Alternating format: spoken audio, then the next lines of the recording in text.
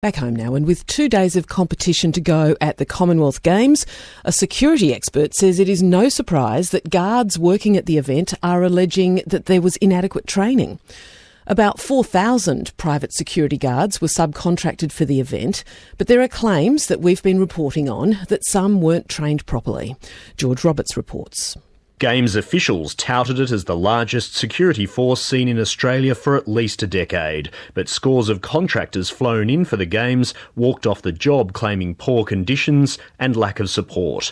One of them, who spoke to PM on the condition of anonymity, says he only did an online training course and a few hours of theory. His responses have been revoiced. Some of my roommates didn't get any training. They were just told that they were going to get a briefing before their shift and learn on the spot.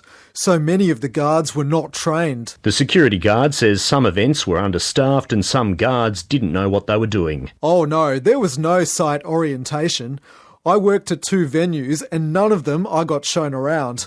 One of the supervisors would just take us to a post and leave us there. The chairman of the Commonwealth Games Committee, or GOLDOC, is Peter Beattie, who says he's not worried about it. No, and the reason for that is we have sufficient backup numbers. Let me just talk about this, because we do get questions about it, and it's an appropriate question to ask us. What we did was put together 4 companies, and remember they normally compete.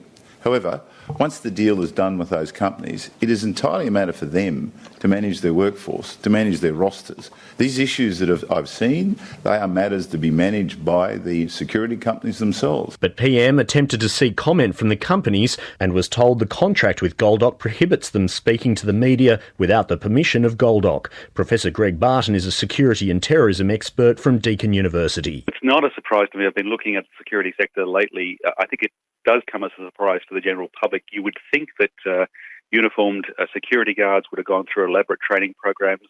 They are trained to various degrees in some areas, but it's not consistent. And when it comes to responding to an incident, which may be a terrorism incident or some other violent incident, there isn't any standard of training and there's not much training available. Well, what do you mean by saying that there isn't adequate training? I would have thought this segment would be regulated heavily.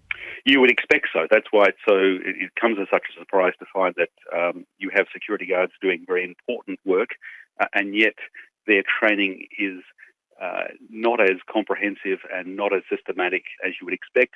If you looked into the London Olympics or the Rio Olympics, you would find a similar story that for those kind of surge events where you've got to bring in tens of thousands of people to handle things, the civilian contractors who are drafted in don't have the training required ideally. What will it take, do you think, to see an industry change? Will it be a critical event that would expose these weaknesses?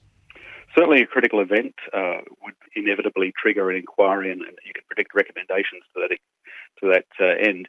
You'd hope that before we have a critical event that preparing for large events, and the next big one perhaps is the Tokyo Olympics in 2020 or the Tokyo Rugby Cup in 2019, that those sort of events will precipitate thinking about what we do.